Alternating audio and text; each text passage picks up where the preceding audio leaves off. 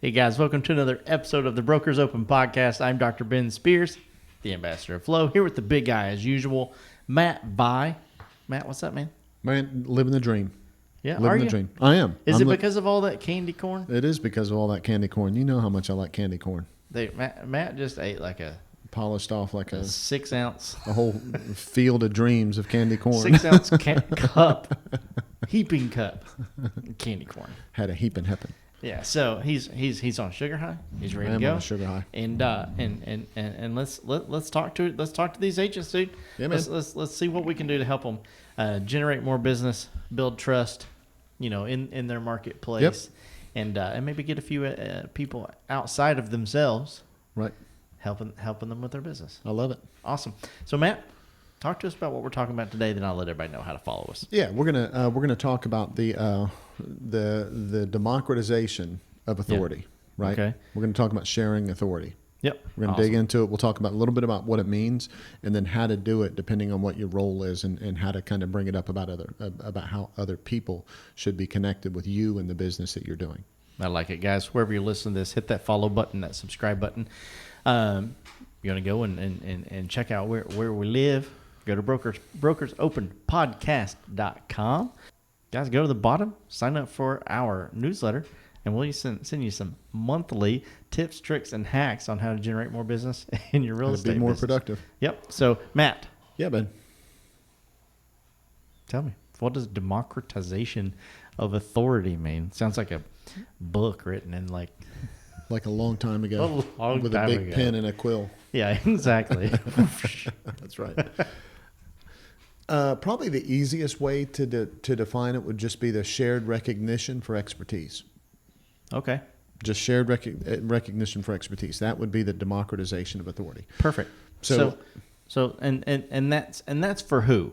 Right? Let's talk about who this is for. Yeah, this is for the agent and depending on what your role is, how you should do it and why you should do it with different people that you come in contact with on a regular basis, such as buyers and sellers. Right? Yep, absolutely. So I know we're going to specifically, dive into 4 different pieces, 4 different, people groups, right. We'll say, that they can share this expertise with. The first being team leads. Right. Right. So let's talk about that just a little bit. Yeah. So if you're a team leader, whenever you're having conversations, like when you're hiring another team member, right, or whenever you're talking to buyers or sellers, you want to make sure that you're building up the team that's around you. Yeah. Don't make it sound like the only person that has any authority, the only person that has any say so, the only person that works hard, the only person that's right is just you. Yeah. I'm the rainmaker. I do it all. That's right. How's that make your team look? Yeah.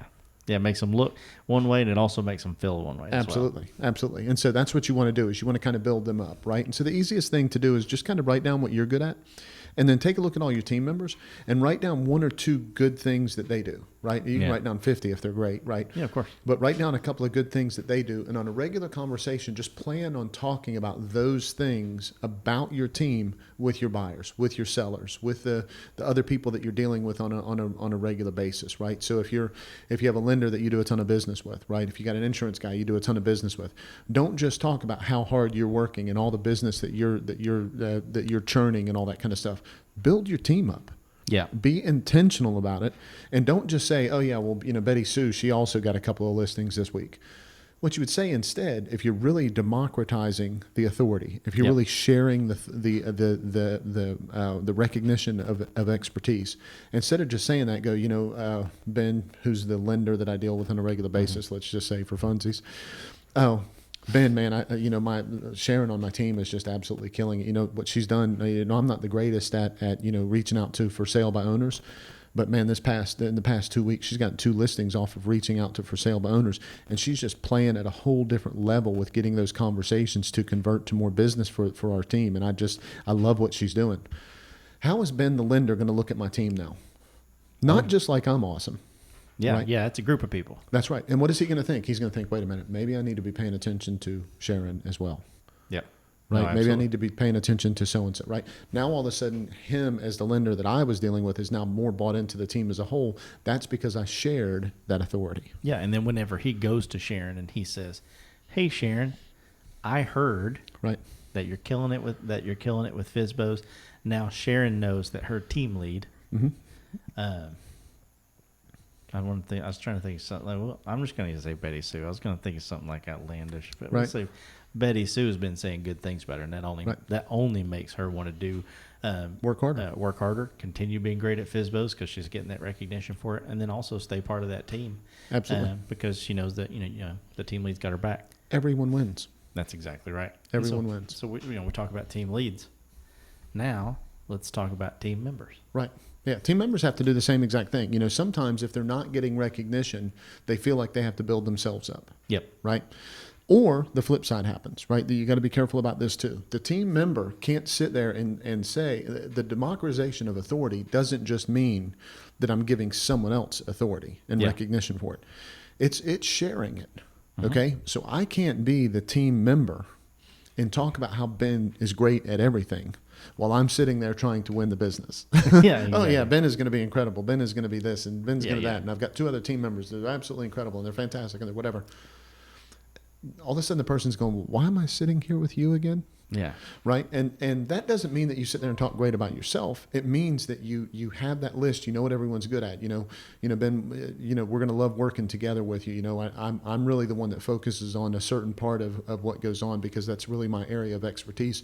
Everything marketing, I'm really going to help you with your business. But I also have team members that are experts on how to do an open house the right way and to get the exposure that we want for it. I'm going to work closely with Betty Sue. Yeah. And this person is this, and that person is the other, and that person is the other. The only way that can become part of your conversations on a regular basis, the only way you can share that recognition of expertise is if the team member and the team leaders have it outlined who is good at what. Yeah. And that there's an intent to use that on a regular basis. That's the only way that's going to come out in the conversations. Yeah, absolutely. And then, that takes us just another rung on the ladder. Whereas, the broker is a big part of that, right. that democratization of authority as well. Right. Yeah. So I would, so if I was explaining it and I was the team leader, right. Mm-hmm. And let's say that you're a team member and let's say that the audience is, everybody out there in podcast land is the seller, I would talk great about you. Yep. Right. I would mention or talk about how I fit into the situation. I'd talk about my other team members, but I would also talk about my relationship with my broker. Yeah. Okay. And it doesn't have to be a long drawn out, my broker is everything kind of conversation, unless that's the way you feel. It doesn't have to be that. But if things don't go the way that they're supposed to, yeah, the sellers that are out there in podcast land, right? If they don't have a comfort level with the expertise of the broker because they never heard about them until things go wrong, they're not going to feel comfortable with that person getting into the middle of the situation. Yeah. Right. So I would say, Mr. Seller, this is Benny's on my team. This is how I help. This is Betty Sue. She's on my team. This is this person. And another member of my team that's a really important part of my team that for the most part will remain in the background just as a supportive role is my broker. The only reason that they really get involved is if this happens or if that happens or they help out with this or they do that or whatever it is that happens in your particular situation. You want to make sure that you begin to build them up and share some authority of what they're good at early in the conversation. That way, if things do not go well, when they don't go well, if the people don't have any trust in the person that's being introduced to the situation, they're not going to trust the outcome. Yeah. And so that's what you need to do early on is say, hey, look, if things go to hell in a handbasket, here's who's going to be involved. Or if this happens, this is who's going to be involved. It doesn't have to be a 38-page bio. It doesn't have to be some incredible, right? But it does have to be, and you do have to put them in an authority position. Yeah, absolutely. And then that brings us to the last, right? Because there's going to be somebody outside of your brokerage. Right. Not necessarily, they don't have to be outside of your brokerage. They can have be part of the company, but that's your vendors. Yep.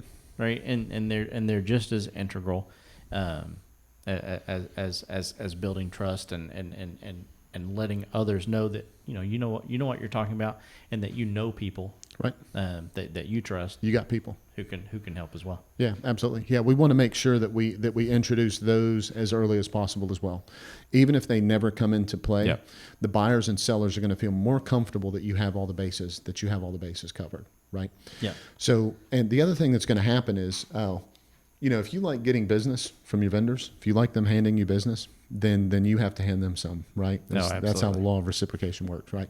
So many times there's an opportunity for business, but because we don't introduce our vendors the right way or at the right time, the people that would have used them actually go out and find somebody on their own before they realize that you could have been a resource for that. Yeah. So early on in the transaction, I say, this is Ben, he's my team member. This is Betty Sue, this is my team member. I say, this is my broker. If things go sideways, maybe my broker is going to get involved in everything.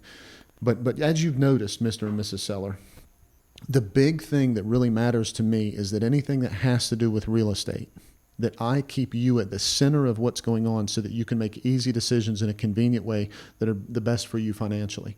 That's why I have lenders that I work really closely with. That's why I know appraisers. That's why I stay close with surveyors and home inspectors. They might not be people that you need in this particular part of the transaction, but I want you to know I'm the resource for that, so that if you do come across somebody that has that type of need, I'm here to help you with that. Yeah. You're saying that, and the reason why you're saying that is because you don't want this seller having a friend that lives right down the street that's talking about a surveyor and goes to a surveyor, and all of a sudden that surveyor knows somebody else that's in real estate. Yeah, exactly. Right? Yep. We want to stay really connected, and we want to share that recognition for expertise. And when we do that, just good things will happen all the way around. Yeah, that's exactly right. So guys, whether you're a team lead, whether you're a team member, if you're a broker, reciprocate those things as well. There's going to be things that you can do to leverage. Absolutely. The agents underneath you, along with those vendors, and same things. I know that we have some vendors who listen to the podcast as well. Yes, use the leverage of the agents and the brokerages that you have connections with and relationships with, to make sure that you're sharing that expertise as well, guys. Everybody work together. And we all win, right? Yep. So if you're listening to this on iTunes, Spotify, Stitcher, Deezer, any of those platforms, make sure you hit that follow button. If you're watching this on YouTube, hit that red subscribe button right now and hit that bell right beside it. You get notified every time we drop a new episode. If you want to watch and listen to these all on our new website, go to brokersopenpodcast.com.